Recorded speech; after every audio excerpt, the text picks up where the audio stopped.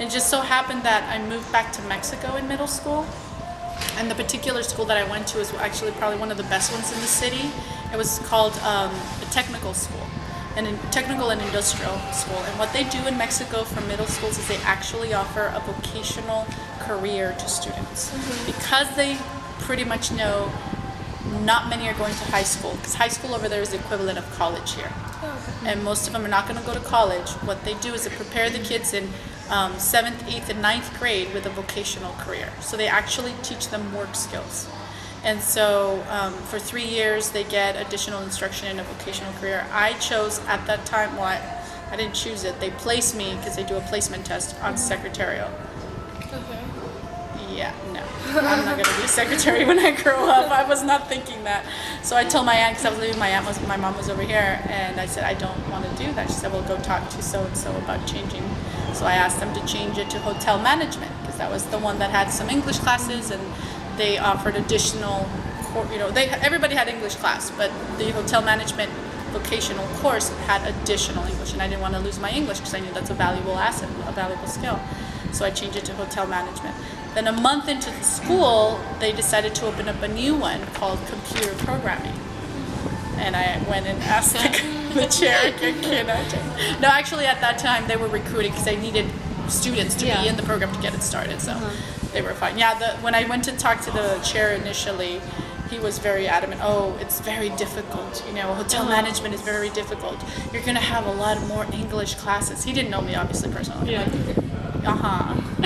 Yes, I understand that. He says, yeah, but you're going to have a hard time because there's a lot of English. I'm like, no, I already went to school, in the States for 4.5 years. I think I can handle it. He's like, oh, okay, then. So that's why he moved. Then he moved me to computer programming.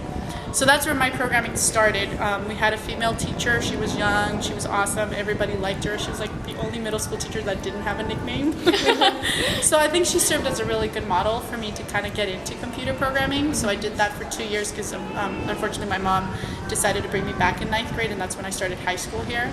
I still like computers. I worked as a receptionist / troubleshooter at a computer engineering office in Campbell, and I actually used to troubleshoot computers there for the engineers, which I thought was kind of funny. Here are the degree engineers, and they don't know what to do. When back then I think it was called WordPerfect, the processing program. Instead of Microsoft Word, we used to have WordPerfect. It was a blue screen, white text, and it would crash a lot, and they would always call me, Blanca, I don't know what's going on. Can you troubleshoot this? Really? I'm troubleshooting for engineers. That's pretty cool. All right. So I went in with a computer programming major at San Jose State, but I really struggled with the classes, because I don't think I was prepared for them. So I did change it to political science, international relations. Wow. Yeah, my sophomore year. I couldn't handle it, because I had to support myself. I had to work to support myself, so I couldn't dedicate the time to study. There were programs there. I remember going to a program. It was especially for Hispanic students. I'm trying to think of the name. Mecha. It was basically a group of students that was trying to help tutor younger students. But I just couldn't, dedicate the full time required to be an engineering student. It was just too hard for me. So I didn't want to drop out of school, so I changed it to political science, because I do love history too, and so I got my degree in international relations, and I minored in Spanish, since I already had the Spanish part of it. But nonetheless, I kept using computers. I created one of the first websites ever. Wow. I know, I can actually say that. When I worked at the mechanical engineering office, the internet was just taking off. It was like 94, 95. And I had a boyfriend who used to have what is called a bulletin board system. That's the pre-internet version of the internet.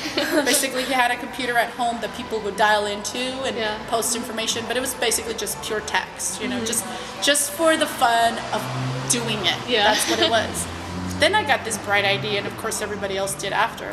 What if I put an announcement about the mechanical engineering company, because I had heard they were having some issues. At that time, there was a mini recession between the Bush and Clinton transition, and so they were losing clients. They cut the hours of the engineers, so I was like, maybe I can put an ad, and maybe somebody will see it, and they'll hire the company, the contract. I got what is called flamed after I did that, because most of the people that used that were die-hard, computer programmers. Yeah. And the only purpose for this environment was for them to just communicate. It wasn't to advertise. It wasn't to announce your business. It wasn't, which is so ironic to see now because that's all it is now. Yeah. I was just reading an article about Facebook yesterday. This guy saying how Facebook is becoming all ads now, even in your feed. Pretty much. But yeah, and then after I finished with that job, I went to the Hispanic Chamber of Commerce. I interned there. That was my internship my junior year, and I made their website. Like the first, I think it was Pac Bells hosted it, and again it was a blue screen with white text and maybe a picture. That was the extent of a webpage. So even though I didn't major, I kept using technology. Then I got hired as a teacher, and there were no computers in the classroom, and I was appalled. I'm like, how could there be no? I thought, there's going to be nothing. So I had to slowly acquire computers, and I worked at Alexis for 3 years. By the time I left, I had like 5 computers in my room. I left behind the classroom much more filled than when I got there. It was empty.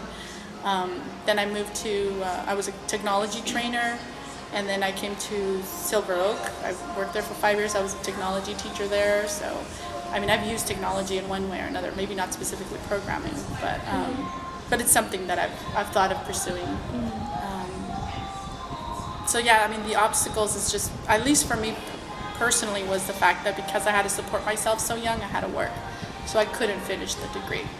But that doesn't stop me from, being able to still learning on my own. Yeah. So what I've done is I learned like an Alice programming language, which is what MIT created as kind of like entry-level computer programming language. Instead of going straight to Java or those advanced ones, they created this one. It's called object-oriented. So it's almost like the Wii. They create objects and then they give commands to the objects. And so that's one of the ways that I created, a class as an elective. And I've heard they actually get used in college classes as an introduction to programming. So people kind of just get their feet wet if they've never had programming before and they want to pursue a programming degree. So that's kind of how I've gotten around it, just using that particular. There's a woman-owned company called Skills Crush that teaches women how to learn how to code and how to make their websites so they can start their own businesses. And so there's always, little places that I can go to and get more information. So. And I know that in the 90s, a lot of times when women tried to join the technology field and things like that, there was a lot of resistance and a lot of people like trying to stop women and saying it's not exactly for them. So did you face obstacles like that as a woman? I don't think I felt overtly. I didn't have that feeling. Like I can't tell you that I had someone specifically say, oh no, you can do that. As a matter of fact, when I changed majors, when I went to the political science department, I had to go and get authorization from one of the professors of the political science department saying, yes, we accept you into our department. And if she was a woman, the person that I ended up talking, and she said she didn't want me to leave engineering. She said, we need more women engineers. And I explained to her, it's just really difficult for me. Maybe if like I had money that I didn't have to work to pay my rent and my food, I could, really dedicate full time to going to classes and studying 3 hours, for each unit class. But I didn't have that. And I've found myself being the woman in different settings because of my technology interest. But to tell you the truth, I haven't really felt or experienced someone explicitly telling me you shouldn't be here because you're a woman in technology. I just haven't. I just go. Yeah. And it's funny because that's how I was growing up. I remember my cousins, my boy cousins, I wanted to play with them. They're like, no, you're a girl, this is a boy. No. And I always would go and play and I would beat them. So to me, it was not a matter of like, I'm a woman, I can't do it. It's like, I'm a woman and so what? I'm still going to do what I want to do. I've always been kind of like that, I mean, I'm sure other women might have faced that in some, more explicit way. But I personally, the way my life has gone, it's like, I go, I try it, I do it. And the only time I guess I could say that I did have an issue, but I think that was just in general, not necessarily the specific technology component, is I was a technology trainer at Alexis. I had 24 teachers that I trained. I was a mentor, peer coach and mentor for them. So I was in charge with having a meeting with them, designing a project that would integrate technology into the curriculum. And I would also have workshops where I would do technology training, I would do whole group, and then I would do also individual for teachers that needed specific skills that they didn't have. I did have an incident, but I think that was just a general feeling from the older gentleman being told by a young woman what to do was kind of, uncomfortable. I was young, I was female, and I was Hispanic. And here's this person telling me what to do. I'm an experienced teacher, So I did have an incident, but I'm not sure that it was necessarily that it was the technology part. I think it was just everything. And so I learned how to speak because I was told that the way I was talking made it to them sound like I was telling them what to do, and what I was trying to do is give them suggestions as to what possibilities were out there. So I learned from that experience being young that you have to have a certain tone, a certain language with certain people, because otherwise they take it, the wrong way and they get insulted. So because they did go and complain that I was telling them what to do, and telling them what I'm just offering suggestions, I'm just showing them what I know, and they can use it or not. It's up to them. But so that's the only time that I can really think of it, but it wasn't an obstacle. Like the person that I went to talk to, she's the one that recommended me for the position, so it wasn't like she said, you can't do this anymore. She was like, okay, well just watch what you say and how you say it, don't use the word should, you can use the word could. Okay. But it didn't stop me from, I did it for 2 years, and so I kept working with the teachers. So do you feel that there are stereotypes or pressures on men and women to go to a certain career path or live a certain way of living? In general, there's just these stereotypes and pressures. So have you ever faced that? Or? I think that definitely exists. I know that they're evolved, and they're still evolving. I think there's more options now, I think, for women. I don't know if you've heard of the chief operating officer of Facebook. I just read her book called Leaning In. It's really good. I want to get my girls to kind of read into it because I would have loved to have read this at their age.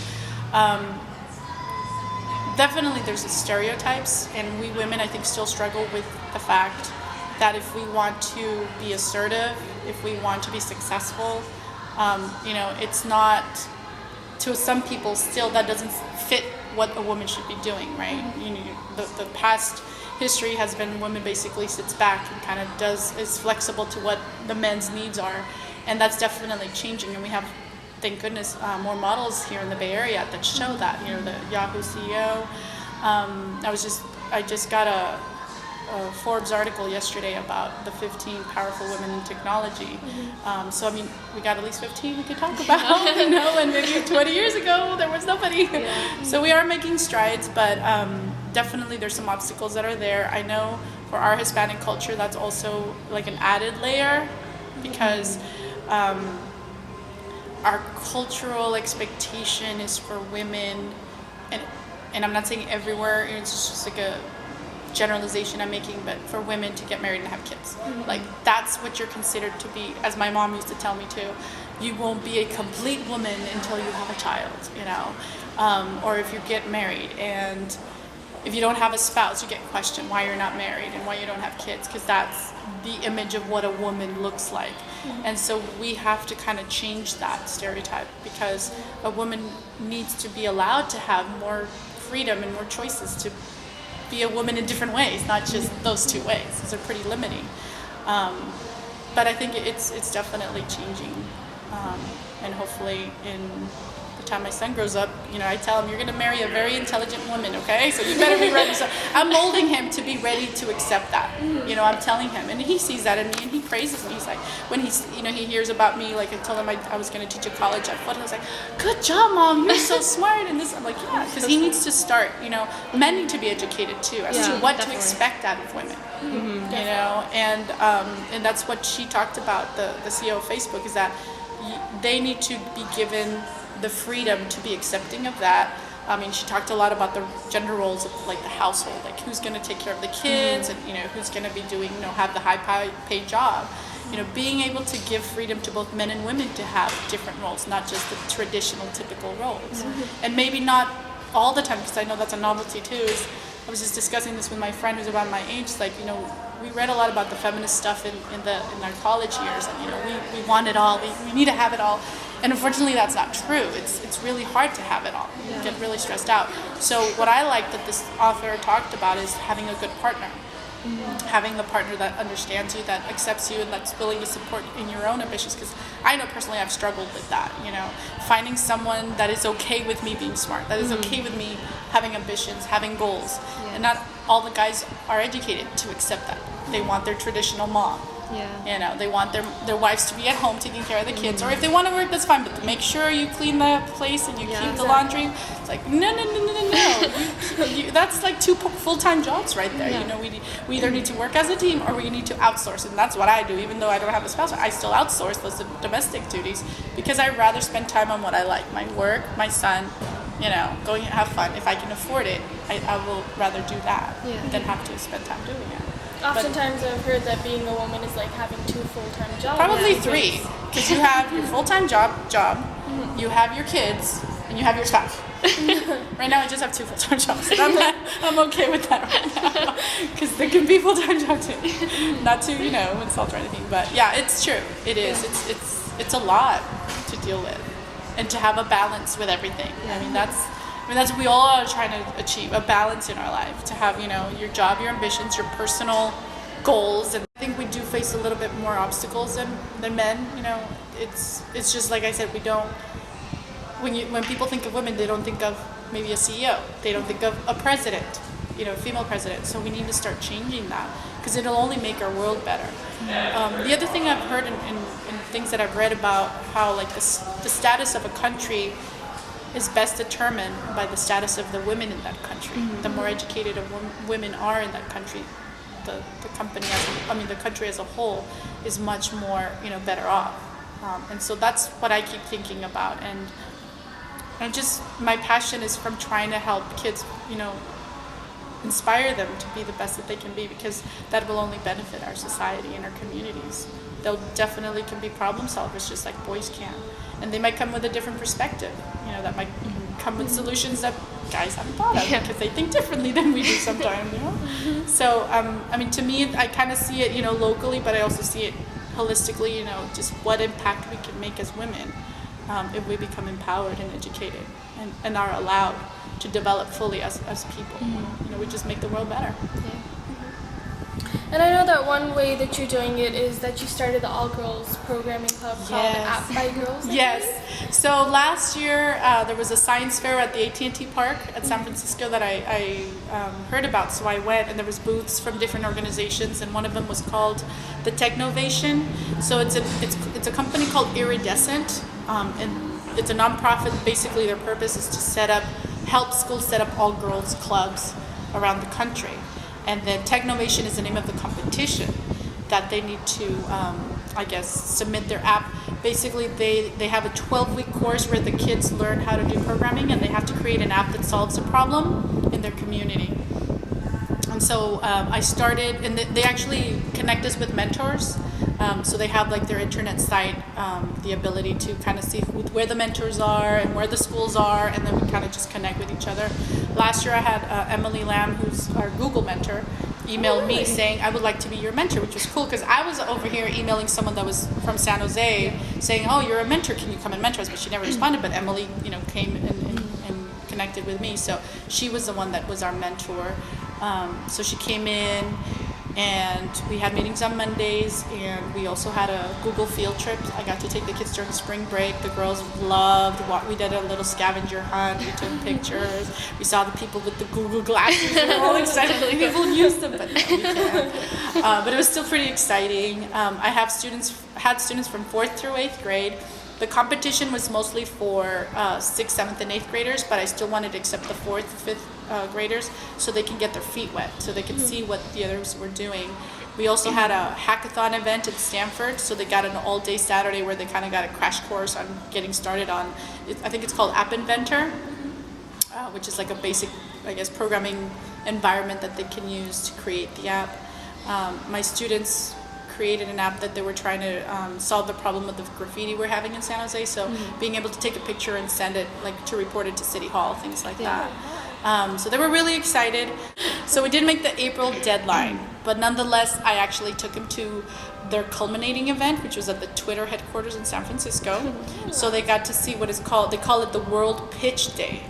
So 15 I think it was about 15 or so, maybe 10 finalist teams from around the world. And so the teams got to pitch to these 3 business women And then they were able to select from those. So my kids at least got to see what it was look like, because I told them we'll be ready for next year. We'll start earlier. You already know we can even continue with the idea we had this year and just refine it and finish it off. Because not only is the component to create the app, but you also have to create a business plan, and you have to create a short video where you kind of pitch it. You have to explain it. Give the gist of it. So that's what they used as a criteria to nominate you as a finalist. So hopefully we'll do it this year. But they really enjoyed it, and they're excited. They're like, oh yeah, because I recruited them in May to sign up for next year, and they're like, oh, I'm going to be in the Apps by Girls next year. Glad you're coming back. Recruit some more. Yeah. I mean, this club must have been like an amazing form of empowerment for these girls, learning all these business ideas and technology. So did you notice any difference in the girls? Yeah, I actually had two really shy girls, and I've actually had them because I taught them in fourth grade about 3 years ago. I taught fourth grade with them, and I saw them come out, even though, and I'm glad. It's interesting because they're shy, but they go and do clubs. Like they're my mouse squad as well, and they were doing App by Girls, and they were there all the time. So even though on the outside you see them kind of like shy, and I would ask them like, can you explain something, and they'd be like, but they're there. They're present all the time. So I like seeing that in them, because I know I tell them that, and I know in our Hispanic culture a lot of girls are told to like be quiet and you can't speak out of line. I know I was told that by my aunt all the time. It didn't work, but after I left, I came out. But definitely their enthusiasm, their excitement for it. I mean, they were super wowed with the Google. We got to have lunch. We got to talk to the female engineers there. They were sitting there having lunch with us, and they were just kind of like basking in it. Just, wow, we were in Google, and I would tell a couple of them like, so when you guys grow up, apply to Google so you can buy me for lunch once a month, okay? Remember who brought you here first. But yeah, definitely, I could see their excitement. They can see themselves, learning and how this can help them later in life. Since you work with the education system and you're involved in that, what's your opinion on it and how, it's Are you sure you wanted this to be a 1 hour? I've heard that you have a lot to say about that. Fortunately or unfortunately, yes, I do. I'll give you the short version. What I'm kind of playing at is that, I mean, there's a lot of things that are not going completely right with our educational system at the moment. There's a lot we can do. So how do you feel that the educational system at the moment is currently empowering or not empowering the students, and what can we do to work? Actually, we're in transition right now. I think it's moving towards empowering students, finally.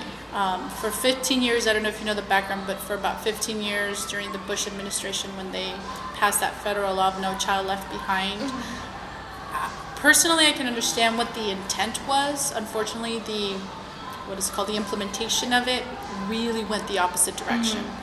I mean, I taught for 5 years here, and what we did was the same, probably, or we just kept going. But in other schools, low socioeconomic and low-performing schools, I think the negative effect of that law in those schools was much higher. Because that's when I went to Hanford, that school that I taught at. They were what they called program improvement, so that means that they failed for 5 years in a row. They weren't increasing their test scores. So then what happened was that schools got into what is called program improvement, which meant people from the outside came to tell them what to do, try to support them, try to give them professional development. And unfortunately, I think it closed people's minds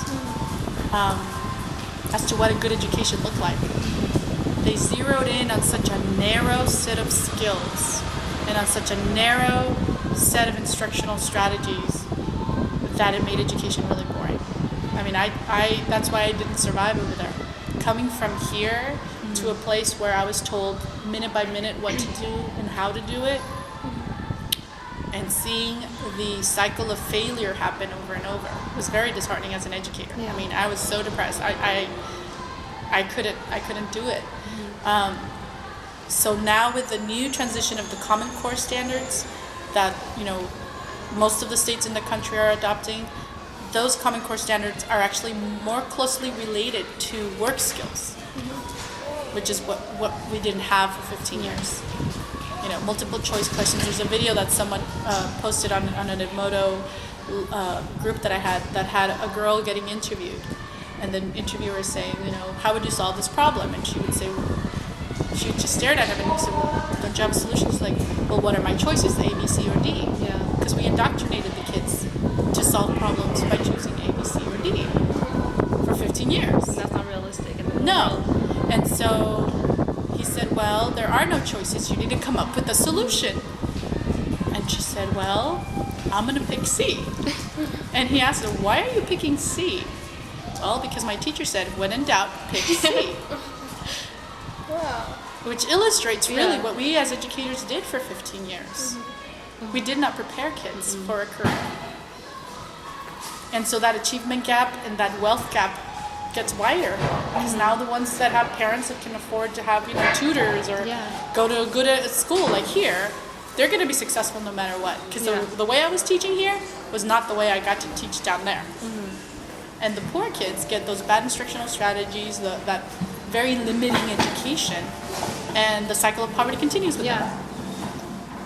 So how are we as educators really making a difference in their lives? We're not. But with the Common Core, it's moved to more work skills. We just went through the training for the summer program. Critical thinking, they call it depths of knowledge now.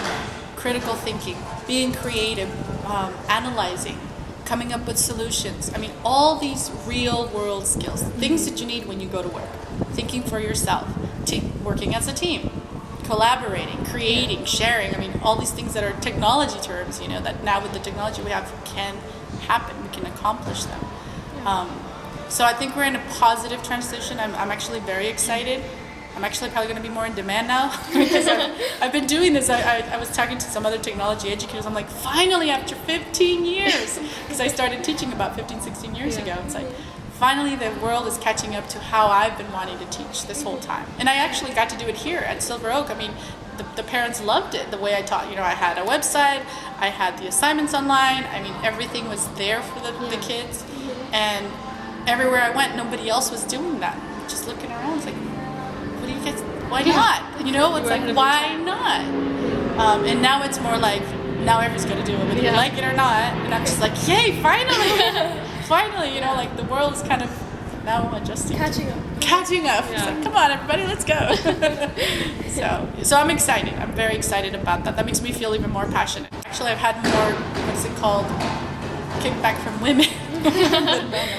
And just they they recognize it. I remember talking to a teacher when I first started at Milpitas, and I started telling him everything I knew, and it was like, and he had just become a technology coordinator for the district. He's like, I think you know more than I do. Sure you don't want that job? I'm like, no, I'm okay. I just got here. Let me get my feet wet. But he was very supportive. I get other people that are just like, whoa, what you're doing is wrong. What do you I was a support provider for technology. They were paying me a stipend to help teachers, and this principal tells me basically don't talk about technology. That's not a focus right now. I'm like, but I'm getting paid by the district to do that. But, different generations too, I think. It affects them. So, as a teacher, what changes have you personally noticed from the behavior of female students as they, the evolution from elementary school to middle school to high school and beyond? Because oftentimes we see the difference between an elementary school female student who might be more outgoing and open, and then by high school just burdened by so much, gender inequality, stereotypes and pressures. And also what you said about the fourth graders, how they were so intrigued in your program, and then the older girls started to they weren't as interested in it. How that is exciting. Yeah, but definitely 6th, 7th is where the transition happens, and I think I'm seeing it right now. I'm seeing right now with my kids, my girls. The boys have no qualms of raising their hands and answering questions. And the girls are starting to do that. I try to set up a positive environment. I reward them with points to try to get them to elicit, responses. But I can see some of the girls, I have one in particular right now that I think a lot about. She's really beautiful. I know she knows things, but I can see that she restrains herself. And then I think she catches herself answering oh, I know this, and she answers, and then she's like, and it's hard to see that. It's hard to see that because, like I said, I think that we women have so much potential, and I try to give them motivational speeches and things like that, but definitely see that there's a downward slope on the interest in girls once they get to the middle school, and then the boy interest and the hormones, the whole body changes and things like that definitely affect them. But I think because of that more so, we need to have, educators definitely kind of target the girls and kind of motivate them. But more than anything, give them positive experiences. Because that's what they need. They need to see that beyond these couple of years that are coming up, you're going to be doing something, and it can be something really incredible, really great. Because most of the time they don't see that. They just see, what's happening in their family, what's happening in their community, and it's a cycle. The same thing. Everybody does the same thing, but they need to be shown that you can go outside of that circle and see other things, see other opportunities, see other possibilities. More than anything, it's just the growing up, the hormones. At the SUDA training, we had a really good teacher from the high school come and talk to us about classroom management, and he gave us, and I've listened to him 3 times already. So basically, what he says that at this age, a lot of the times the serotonin levels in the brain go down, so people start kind of feeling more sad just naturally, right? So you start with that layer, then you start with your cultural obstacles of girls, the pressures and what they've seen maybe around in their community, either teenage pregnancies or getting married young, whatever. They start seeing that more, and they start feeling it. And I know like I said, I think in our Hispanic culture, we have that embedded still a lot more than in probably other cultures, that's what makes a woman, getting married and having kids. And being with a boy is so important. It's almost like that's, at least I felt it personally, that it seems like that's how you get valued, whether you're with a partner or not. Because, I always get asked, do you have a husband, or I'm like, no. And I get to see, like, what's wrong? Or, why, something wrong with you? Why wouldn't someone want to be with you? And it's like, I'm just choosing not to be with someone, or I haven't found the person that's right for me, or, it's really hard to find, like I said, a partner. It's going to be a team player with me. But in our culture, I think it's a big factor that you have to have someone